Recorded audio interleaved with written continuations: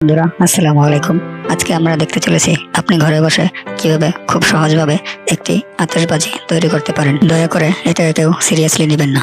এটা হাস্য এবং মজার ছলে দুষ্টুমি করে বানানো হয়েছে। তো আজকের খেলনা আতশবাজিটি বানানোর জন্য আমাদের যা যা উপকরণ প্রয়োজন, এটি বানানোর জন্য আমি প্রথমে বাজারে গেলাম এবং 2 ডজন বারুদ ম্যাচ কিনে নিয়ে আসলাম।